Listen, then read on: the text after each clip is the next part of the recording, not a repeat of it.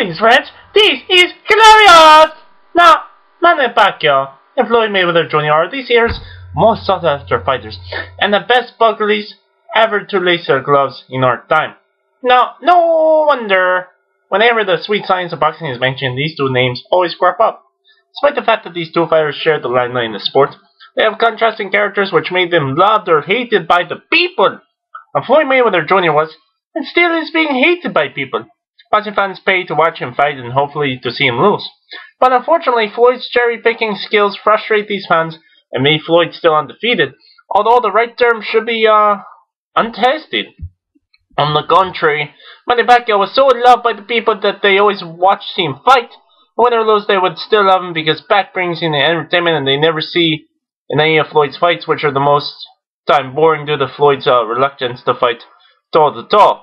But of course, everyone understands Floyd for running away from the opponent, which was mistakenly interpreted by unknowledgeable boxing fans as sweet science's principle of heat, but don't get heat. We all know what happened to Floyd when he tried to slug it out. He was bloodied and his nose got busted up by his, by past his prime and Cotto. Truly, Floyd's, quote, "My health comes first" principle is his priority whenever he steps in the ring, and we all understand that. Now, Manny Pacquiao, on the other hand, never minds the threat his opponents may bring, as long as he can give real entertainment to the people, which makes the payers' money's worth. He would fight anyone put in front of him. When he faced Antonio Margarito, there was a 17 pounds disparity between their weights, but nevertheless, Pacman never backed down from that fight. It is worth noting that Pacquiao accommodates his opponents by meeting them halfway, which again, unknowledgeable boxing fans despise because they can't accept catchweight fights.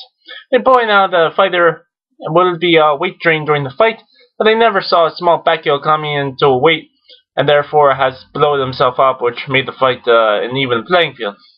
But these same people would notice Floyd never meets bigger or smaller opponents halfway to accommodate them. They have the burden of going into Floyd's fighting weight if they want to face Floyd, therefore giving Floyd all the advantages, which, of course, will be seen by his blinded fans as another extraordinary performance of the money. Now, there were bloggers who were now, new to boxing, comparing Manny and Floyd's fights. I can't help but make a comment on what they were saying. Firstly, among boxers, 2 pounds gap is a big difference. To ordinary people who do nothing but make themselves busy being a keyboard warrior, 2 pounds or more is nothing. But to fighters, it's a big difference. So comparing how Floyd dealt with Juan Marquez is totally different from the Pac JMM fights. Now, the Mexican was clearly cheated by Floyd, who can't move an inch during their fight, while Pac and JMM fought at their weight levels, as we, what we all know. Other fights were entertaining. There were other common names in their resume: Oscar De La Hoya, Sugar Shane Mosley, Loco Cotto, Ricky Hatton. They were all defeated by both fighters, and one thing for sure, as well as we all witnessed, Pac did it in a more convincing and entertaining fashion. Now, Oscar De La Hoya was past his prime when he faced both, but clearly, he won the fight against Floyd while he was humiliated by Pac. Now, here Pac haters point out that Oscar had never fought at welter for 7 years or more, but they, never realized that Pac had never fought at the weight in his entire life.